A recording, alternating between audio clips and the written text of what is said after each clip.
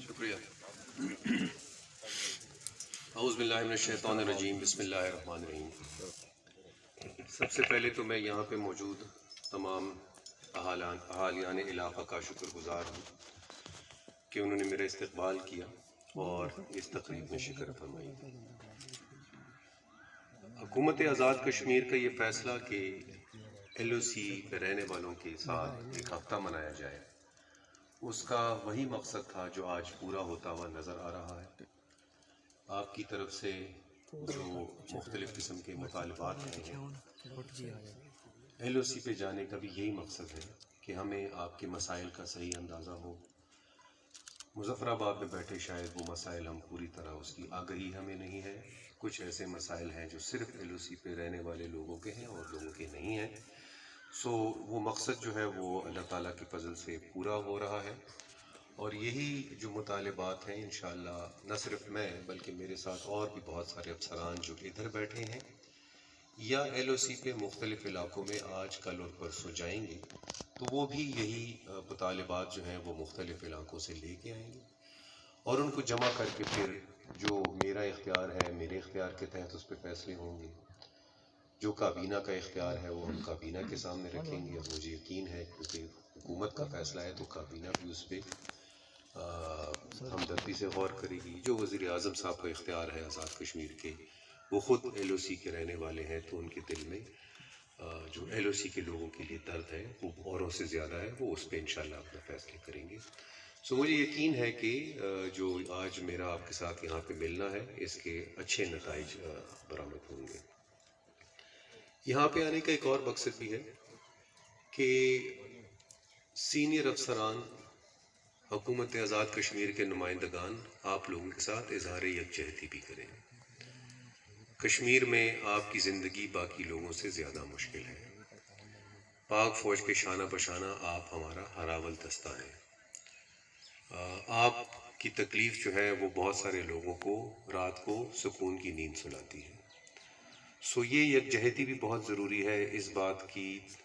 تجدید بھی بہت ضروری ہے کہ ہمیں آپ کی قربانیوں کا احساس ہے. آپ کی قربانیوں کی وجہ سے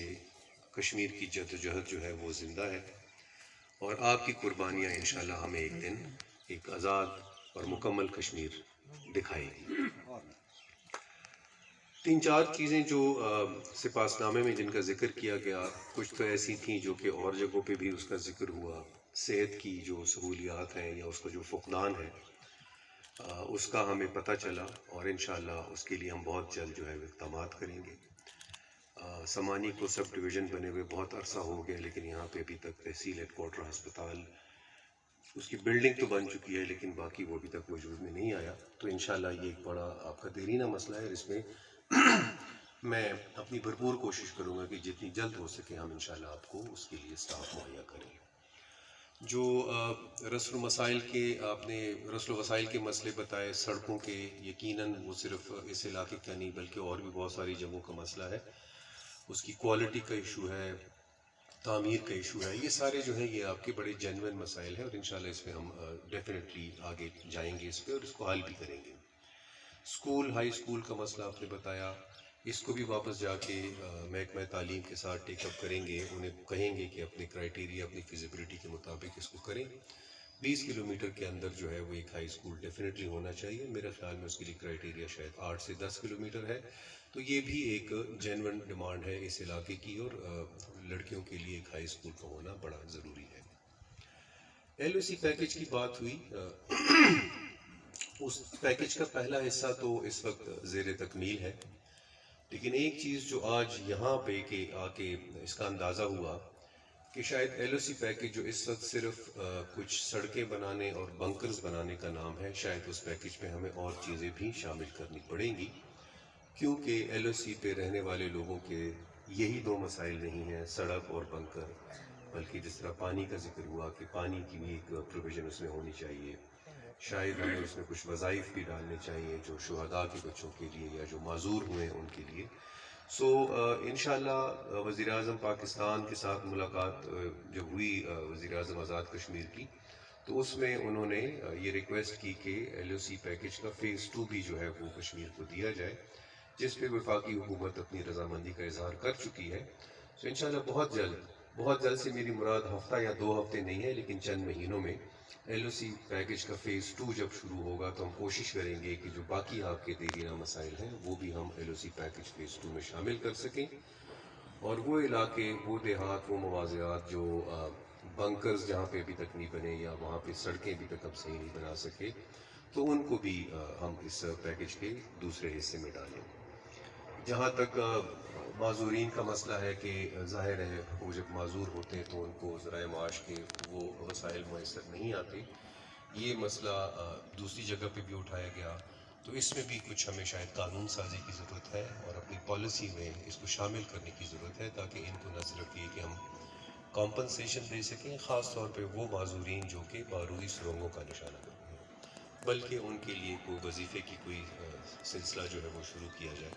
تاکہ ان کو ایک مستقل ذرائع جو ہے وہ آمدن کے میسر آ سکے۔ میرا خیال ہے یہ جو جتنی آپ کی ڈیمانڈس تھیں اس کو میں نے تو کور کر لی، ایک آدھ اگر رہ گئی ہے تو آپ نے نوٹ تو کر لی ہے۔ طریقہ کار یہی ہوگا کہ میں آج واپس جاؤں گا، یہ ساری جو آپ کی مطالبات ہیں ان کو ایک جگہ پہ یکجا کیا جائے گا، باقی جگہوں سے افسران لے کے آئیں گے اپنی جو ریکوائرمنٹس وہاں پہ علاقے کے مائدین اور عوام نے ان کو بتائی ہیں،